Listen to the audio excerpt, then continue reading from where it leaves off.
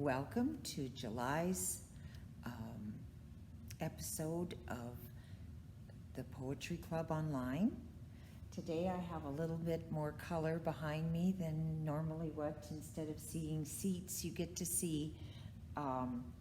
This is part of the Beats Encounter, which is an acronym for Building Expression and Awareness Through Theater and Sound. And this year, their theme was Check Your Connection. And this is as part of our display cases, so I get to see it. I get to have it for a little bit while I read you the poems for July. So without further ado, we shall do that. Most of us have been very anxious for summer, and it always seems that July goes by pretty quick. But I'll try not to read the poems too fast. Okay, the first one, On Summer, is the title, and it's by a George Moses Horton. And it starts, Estiville begins to burn. The auburn fields of harvest rise. The torrid flames again return, and thunder roll along the skies. Perspiring Cancer lifts his head and roars terrific from on high, whose voice the timid creatures dread, from which they strive with awe to fly. The nighthawk ventures from his cell and starts his note in evening air. He feels the heat his bosom swell, which drives away the gloom of fear. Thou noisy insect, start thy drum. Rise lamp-like bugs to light the train, and bid sweet Philomena come and sound in front of the nightly strain. The bee begins her ceaseless hum, and doth with sweet exertions rise, and with sweet delight she stores her comb, and well her rising stock supplies. Let sportive children well beware, while sprightly frisking o'er the green, and carefully avoid the snare which lurks beneath the smiling scene. The mistress bird assumes her nest and broods in silence on the tree, her note to cease, her wings at rest. She patiently waits her young to see. The farmer hastens from the heat, the weary plow horse droops his head, and cattle all at noon retreat and ruminate beneath the shade. The burdened ox with dauntless rage flies heedless to the liquid flood, from which he quaffs, devoid of gauge, regardless of his driver's rod. Pomacious orchards now expand their laden branches o'er the sea, and with their bounty fill the land, while plenty smiles on every tree. On fertile borders near the stream, now gaze with pleasure and delight. See loaded vines with melons teem, 'tis paradise to human sight. With rapture view the smiling fields adorn the mountain and the plain. Each on the eve of autumn yields a large supply of golden grain.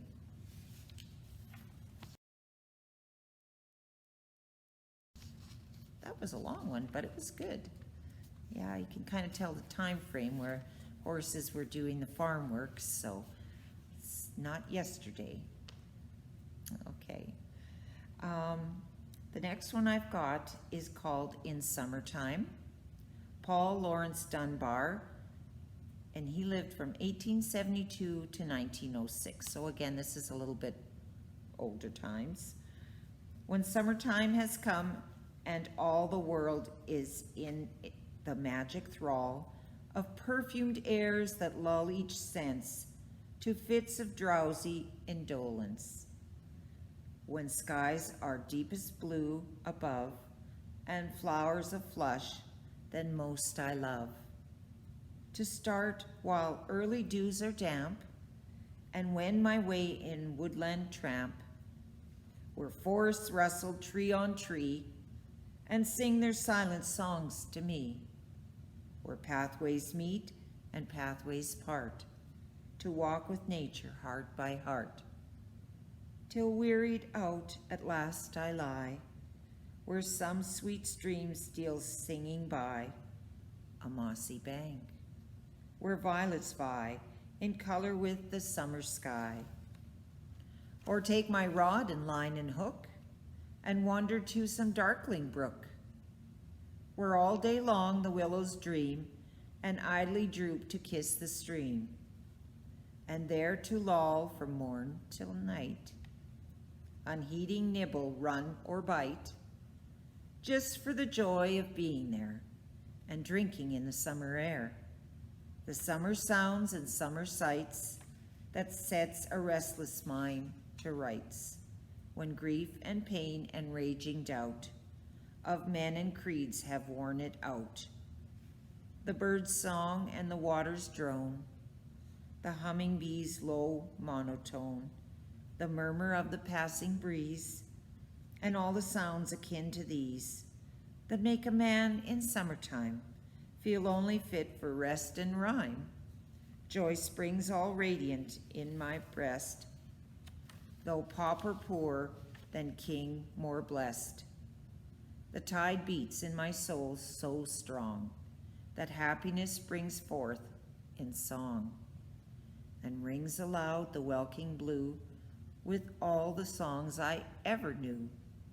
O time of rapture, time of song, how swiftly glide thy days along, adown the current of the years, above the rocks of grief and tears. 'Tis wealth enough of joy for me in summertime to simply be. I think that pretty much describes how most of us feel in the summertime, doesn't it? You just want to be. After the long winter, you've just had enough, and you just want to be. Okay. I've got the next one, and it's called "To Summer" by William Blake. And it says here, 1757 to 1827. O thou who passest through our valleys in, thy strength curb thy fierce steeds, allay the heat that flames from their large nostrils. Thou, O summer, oft pitched here thy golden tent, and oft beneath our oaks has slept, while we beheld with joy thy ruddy limbs and flourishing hair. Beneath our thickest shades we oft have heard thy voice when noon upon his fervid car rode over the deep of heaven.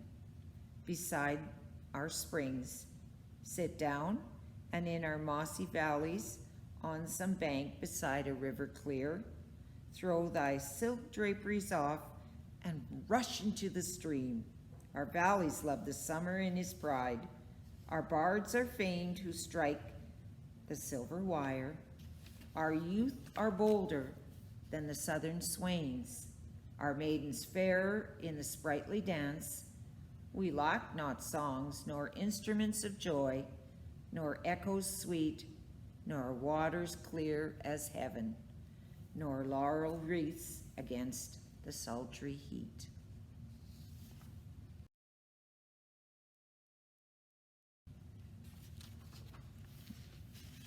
Yeah, that one's not too bad. I guess everybody's got their favorites. That one was okay. A lot of thighs. And the final one that I have today is just summer. A lot of these are just called summer or to summer. This is by an Amy Lowell, who lived from 1874 to 1925. So she kind of straddled 2 centuries there. She would have been only 51 when she died. Anyways, here we go. Some men there are who find in nature all, their inspiration hers the sympathy, which spurs them on to any great endeavor. To them the fields and woods are closest friends, and they hold dear communion with the hills, The voice of waters soothes them with its fall, and the great winds bring healing in their sound. To them, a city is a prison house, where pent-up human forces labor and strive, where beauty dwells not, driven forth by man, but where in winter they must live until summer gives back the spaces of the hills. To me, it is not so. I love the earth and all the gifts of her so lavish hand, sunshine and flowers, rivers and rushing winds, thy branches swaying in a winter storm, and moonlight playing in a boat's wide awake. But more than these, and much, how much more, I love the very human heart of man. Above me spreads the hot blue midday sky. Far down the hillside lies the sleeping lake, lazily reflecting back the sun, and scarcely ruffled by the breeze which wanders idly through the nodding ferns. The blue crest of the distant mountain tops and the green crest of the hill on which I sit. And it is summer, glorious, deep-toned summer, the very crown of nature's changing year. When all her surging life is at its full, to me alone it is a time of pause, a void, and silent space between two worlds, when inspiration lags and feeling sleeps, gathering strength for efforts yet to come. For life alone is creator of men, creator of life, and closest contact with the human world is like a lantern shining in the night, to light me to a knowledge of myself. I love the vivid life of winter months in constant intercourse with human minds, when every new experience is gain, and on all sides we feel the great world's heart, the pulse and throb of life, which makes us men.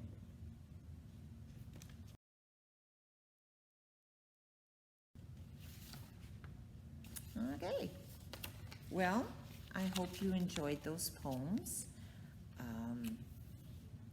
And I guess I will see you next month. As far as I know, we'll still be doing the Poetry Club online unless things come to a certain change. And but anyways, you'll be finding all that out on Facebook or on our website, or just even on our sign just outside the building. Yeah, so let's hope. All right, until next time, take care.